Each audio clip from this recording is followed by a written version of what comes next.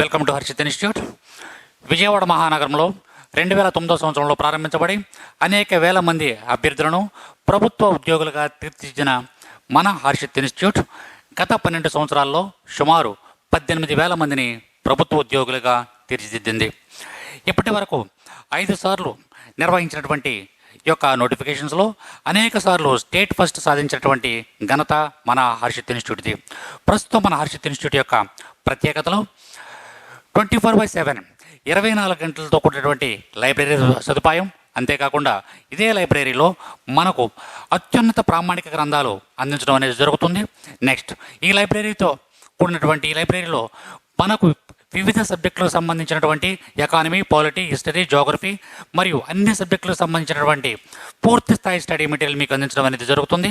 అంతేకాకుండా జాయిన్ అయిన ప్రతి అభ్యర్థికి పూర్తి స్టడీ మెటీరియల్ మరియు అభ్యర్థి ఏ ఎగ్జామ్ అయితే రాయకపోతున్నాడో ఆ ఎగ్జామ్కు సంబంధించినటువంటి సిలబస్ ప్రతి ఒక్కరికి అందించడం అనేది జరుగుతుంది.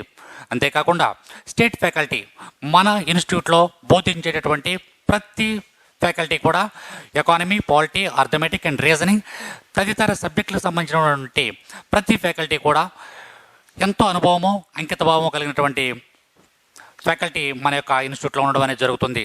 అంతేకాకుండా మన ఇన్స్టిట్యూట్ యొక్క మరొక ప్రత్యేకత డైలీ టెస్టులు నిర్వహించడం మరియు వీక్లీ, మంత్లీ ఎగ్జామ్స్ నిర్వహించి ఆయా ఎగ్జామ్స్ నందు బహుమతి ప్రదానం చేయడం అనేది మన ఇన్స్టిట్యూట్ యొక్క ప్రత్యేకత. అంతేకాకుండా నాన్ మ్యాథ్స్ స్టూడెంట్స్ ఎవరైతే ఉన్నారో వాళ్ళపై ప్రత్యేక శ్రద్ధ చూపించడం, నెక్స్ట్ వాళ్ళకి ప్రత్యేక తరగతులు నిర్వహించడం అనేది జరుగుతుంది. తప్పనిసరిగా మీరు ఒక్కసారి మన హర్షిత్ ఇన్స్టిట్యూట్ని ఒక్కసారి సందర్శించండి. హర్షిత్ ఇన్స్టిట్యూట్లో ఉన్నటువంటి ప్రతి అంశాన్ని క్షుణ్ణంగా అవగాహన చేసుకోండి. మరియు ప్రస్తుతం ఎవరైతే హర్షిత్ ఇన్స్టిట్యూట్లో ఉన్నారో ఆ యొక్క విద్యార్థుల్ని వాకప్ చేయండి. మన యొక్క పరిస్థితుల గురించి అవగాహన చేసుకున్న తర్వాతే మన యొక్క హర్షిత్ ఇన్స్టిట్యూట్లో జాయిన్ అవ్వమని కోరడం జరుగుతుంది.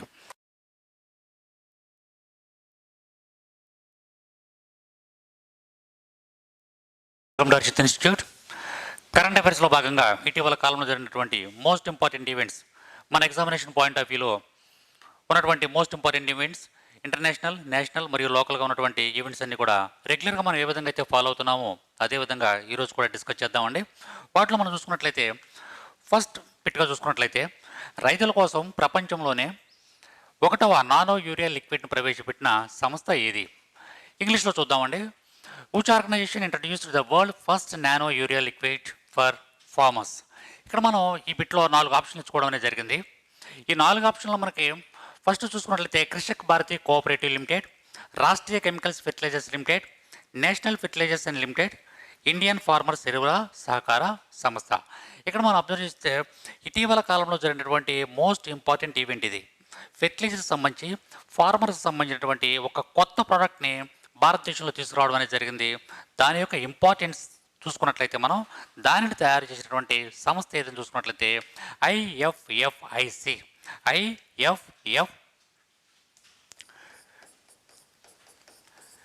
ఈ సంస్థ ఇటీవల కాలంలో ఈ యొక్క ప్రోడక్ట్ని తీసుకురావడం అనేది జరిగింది. కాబట్టి 4th option is the right option. సరే, ఇక్కడ మనకి దీన్ని తయారు చేస్తున్నటువంటి రాష్ట్రం ఏది? ఇది ఎక్కడ తయారు చేస్తున్నారు? ఈ నానో యూరియా లిక్విడ్ అనే దాన్ని భారతదేశంలో ఎక్కడ తయారు చేస్తున్నారంటే గుజరాత్ రాష్ట్రంలో ఇటీవల కాలంలో రీసెంట్గా దీన్ని లాంచ్ చేయడం అనేది జరిగింది.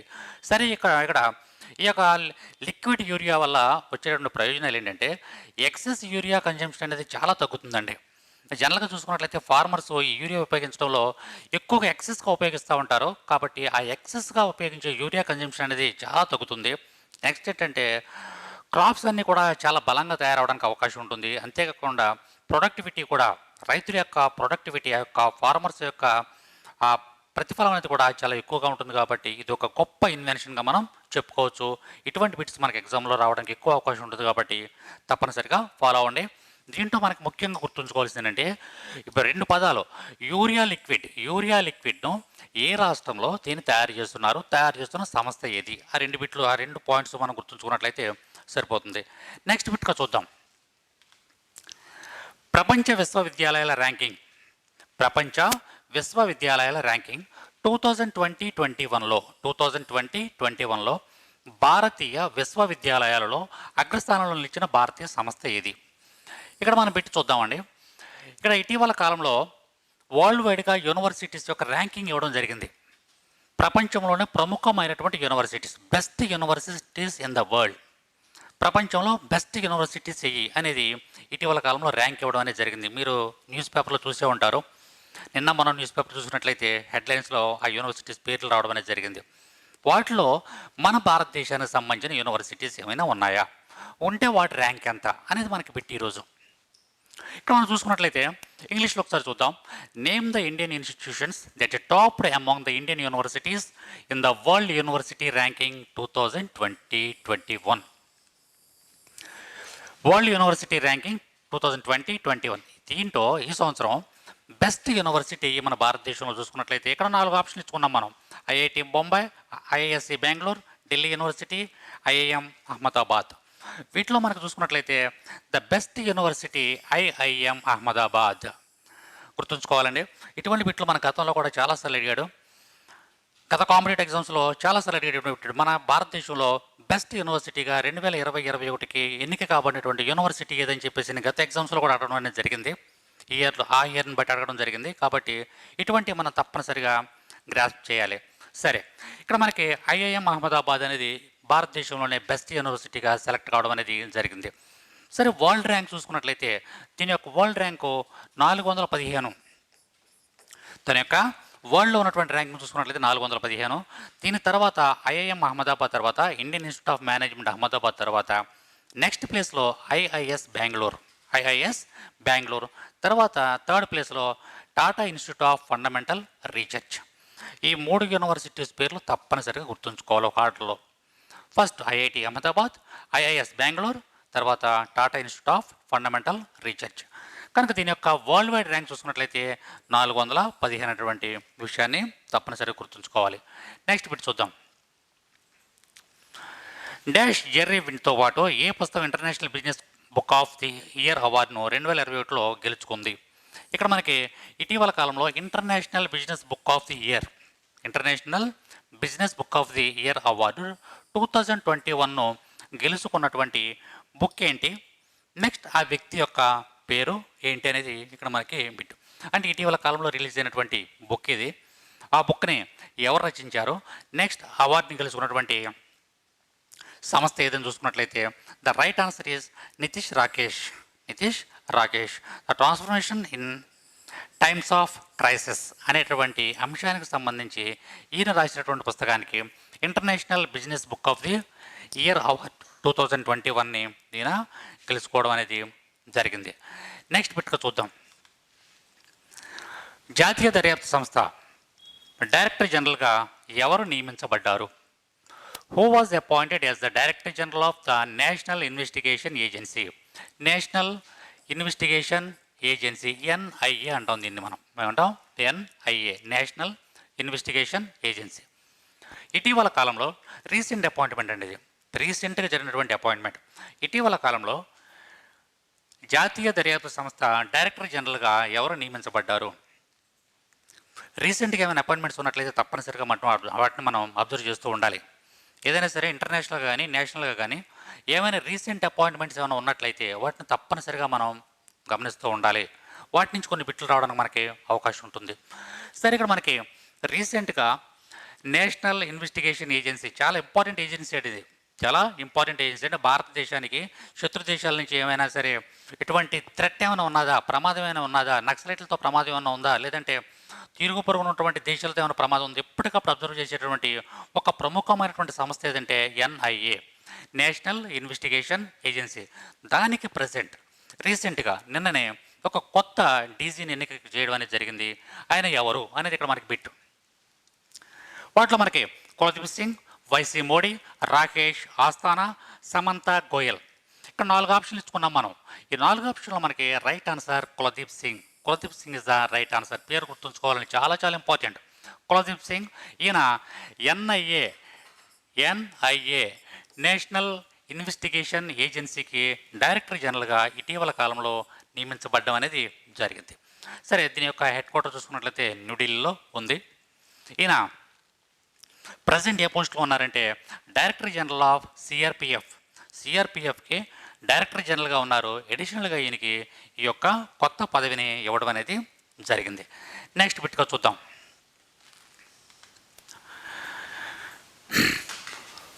కోవిడ్-19లో తల్లిదండ్రులను కోల్పోయిన పిల్లలను రక్షించడానికి బాల్ స్వరాజ్, ఈ పదం గుర్తుంచుకోండి మీరు, బాల్ స్వరాజ్.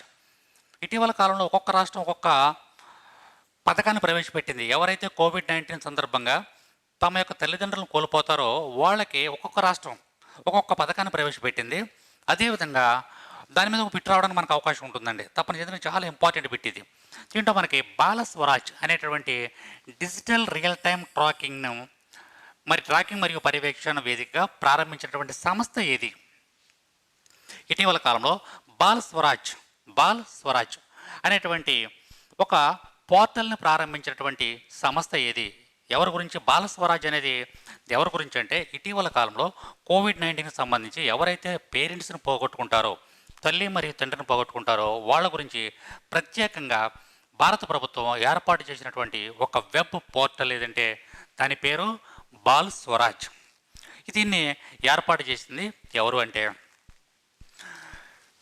ఇక్కడ మనకి 4 ఆప్షన్లు ఇచ్చుకున్నాం. వీటిలో మనకి the right option is national commission for protection of children rights. కేంద్ర ప్రభుత్వం ఆధీనంలో ఉన్నటువంటి national commission for protection of children rights అనేటటువంటి సంస్థ. ఓకేనండి. ఇక్కడ మనకి ఈ యొక్క వెబ్ పోర్టల్ను ప్రారంభించినటువంటి బాల స్వరాజ్ అనేటువంటి వెబ్ పోర్టల్ను ప్రారంభించినటువంటి సంస్థ ఏదంటే national commission for protection of child rights. National commission for protection of child rights అనేటువంటి సంస్థ ఇటీవల కాలంలో ఈ యొక్క బాల్ స్వరాజ్ అనేటువంటి వెబ్ పోర్టల్ని తయారు చేయడం అనేది జరిగింది. అది ఎందుకంటే ఇటీవల కాలంలో ఎవరైతే పేరెంట్స్ పోగొట్టుకున్నారో వాళ్ళకి సంబంధించినటువంటి అతి ముఖ్యమైనటువంటి వెబ్ పోర్టల్ మన భారతదేశ వ్యాప్తంగా.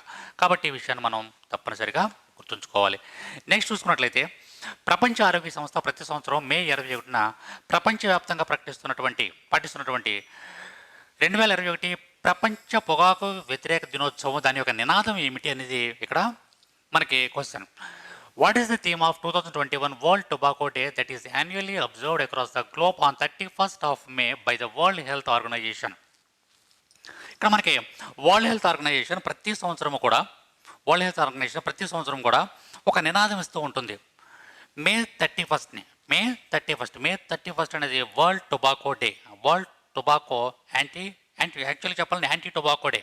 వరల్డ్ యాంటీ టొబాకో డే అంటే ఆ రోజు అంటే పొగాకుని పూర్తిగా ప్రపంచవ్యాప్తంగా నిషేధించాలనేటువంటి ఒక నినాదంతో ఈ యొక్క కార్యక్రమాన్ని ప్రపంచవ్యాప్తంగా నిర్వహించుకోవడం జరుగుతుంది. దానికి సంబంధించి ఈ 2021 సంబంధించినటువంటి థీమ్ ఏంటి, దాని యొక్క థీమ్ ఏంటి చూసుకున్నట్లయితే దానికి ఇక్కడ కమిట్ టు క్విట్ అనేటువంటి నిష్క్రమించడానికి కట్టుబడి ఉండండి, అంటే దాన్ని పూర్తిగా మానివేయడానికి కట్టుబడి ఉండండి. కమిట్ టు క్విట్ అనేటువంటి నినాదం 2021కి. ఇక్కడ మనం గుర్తుంచుకోవాల్సింది ఏంటంటే 2021 అసలు నో టొబాకో డే ఎప్పుడైనా అడగడం. నో టొబాకో డే అనేది మనందరికీ తెలుసు. ఇంపార్టెంట్ డేస్లో మనకి స్టాండర్డ్ జీకేలో వస్తుంది. ఏమనంటే మే 31 అనేది నో టొబాకో డే. వరల్డ్ వైడ్గా నో టొబాకో డే సెలబ్రేట్ చేసుకుంటూ ఉంటాం. కానీ ప్రతి సంవత్సరం మే 31న నో టొబాకో డే నిర్వహించుకుంటూ ఉంటాం. కానీ ఆ నో టొబాకో డే యొక్క ఇంపార్టెన్స్ ఏంటి, దాని యొక్క థీమ్ ఏంటి అని అడగడానికి అవకాశం ఉంటుంది. ఎందుకంటే ప్రతి సంవత్సరం కూడా ప్రపంచవ్యాప్తంగా 8 మిలియన్ల జనం కేవలం ఈ యొక్క టొబాకో తీసుకోవడం వల్ల చనిపోవడం అనేది జరుగుతుంది ప్రపంచవ్యాప్తంగా. క్యాన్సర్లు కానీ ఇంకోటి కానీ.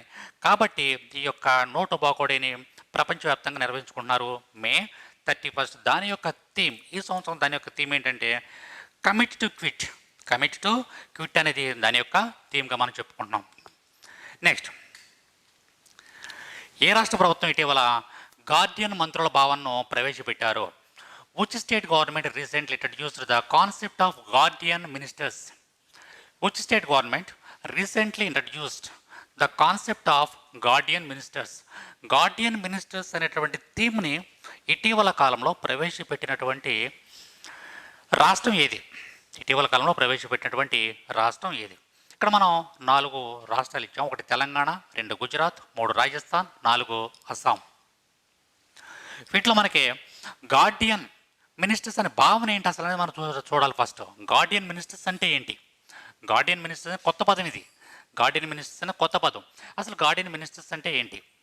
ఆ భావనని మొట్టమొదటిసారిగా మన భారతదేశంలో ఇంట్రడ్యూస్ చేసినటువంటి రాష్ట్రం ఇది. ఎందుకు దీన్ని ఇంట్రడ్యూస్ చేశారంటే, ఇక్కడ the right answer is Assam. దాన్ని ఇంట్రడ్యూస్ చేసినటువంటి రాష్ట్రం ఏదంటే అస్సాం. గార్డియన్ మినిస్టర్స్ అంటే ఏం చేశారంటే వాళ్ళు అస్సాంలో ఉన్నటువంటి ముఖ్యమైనటువంటి ఒక 13 జిల్లాలను తీసుకునే వాళ్ళు, ఒక 13 డిస్ట్రిక్ట్స్ తీసుకుని ఆ జిల్లాలలో మంత్రుల అజమాయిషిలో, మంత్రుల యొక్క పర్యవేక్షణలో ఆ జిల్లాలన్నింటినీ కూడా పూర్తి స్థాయిలో డెవలప్ చేయాలని చెప్పేసి ఒక కొత్త విధానాన్ని, భారతదేశంలో ఇంతవరకు లేదా విధానం, ఒక కొత్త విధానాన్ని తీసుకొచ్చినటువంటి రాష్ట్రం ఏదంటే అస్సాం స్టేట్. కాబట్టి అస్సాం స్టేట్ తీసుకొచ్చినటువంటి ఈ యొక్క విధానానికి పేరేంటంటే guardian ministers. Guardian ministers. Next బిట్గా చూద్దాం. వయం రక్షాం లేదా మేము రక్షిస్తున్నాము అనేటువంటి నినాదంతో ఏ రక్షణ సంస్థ పనిచేస్తుంది? Which defence organisation works under the motto వయం రక్షమాం? We protect. ఈ వర్డ్ గుర్తుంచుకోండి సరిపోతుంది. మనకి ఇంగ్లీష్లో వీ ప్రొటెక్ట్ అనేటటువంటి నినాదంతో రేపు ఎగ్జామ్లో ఇచ్చినప్పుడు కూడా ఏమని ఇస్తా అంటే వీ ప్రొటెక్ట్ అనేటువంటి పదమే ఇవ్వడం అనేది జరుగుతుంది ఎక్కువగా. కాబట్టి వీ ప్రొటెక్ట్ అనేటువంటి నినాదంతో ఇటీవల కాలంలో తన యొక్క కార్యక్రమాలు నిర్వహిస్తున్నటువంటి ఆర్గనైజేషన్ ఏది? చూసినట్లయితే మనం 4 ఆప్షన్లు ఇచ్చాం. Central reserve police, Indian army, జాతీయ విపత్తు ప్రతిస్పందన సంస్థ, Indian coast gourd. Indian coast gourd.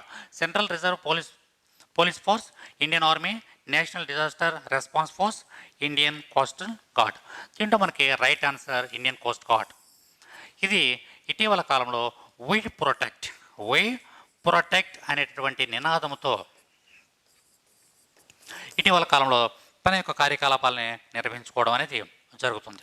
కాబట్టి ఇది కూడా మనకి ఎగ్జామినేషన్ పాయింట్ ఆఫ్ వ్యూలో చాలా చాలా ఇంపార్టెంట్. నెక్స్ట్ అదేవిధంగా దీని యొక్క డీజీ ఎవరు? ఇండియన్ కోస్ట్ గార్డ్ యొక్క డైరెక్టర్ జనరల్ ఎవరు? Present director general Krishnaswamy Natarajan present director జనరల్గా ఉన్నారు. దీని యొక్క హెడ్ క్వార్టర్ న్యూఢిల్లీలో ఉండడం అనేది జరుగుతుంది. కాబట్టి ఇక్కడ మనం ఏమైతే ఈరోజు కరెంట్ అఫైర్స్లో భాగంగా మోస్ట్ ఇంపార్టెంట్ ఈవెంట్స్ ఏమైతే చెప్పుకున్నామో అవన్నీ కూడా ఒక నోట్స్ రూపంలో రాసుకోండి.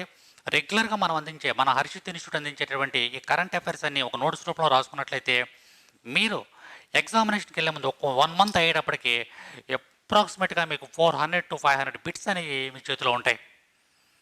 అదేవిధంగా మీరు రెగ్యులర్గా ఒక మ్యాగజైన్ చదవండి. మీకు నచ్చిన మ్యాగజైన్, ఏదో ఒక మ్యాగజైన్ ప్లస్ మన హర్షిత్ ఇన్స్టిట్యూట్ అందించే నోట్స్ రెగ్యులర్గా ఫాలో అయినట్లయితే కరెంట్ అఫైర్స్లో మీరు టాపర్గా ఉండడానికి అవకాశం ఉంటుంది.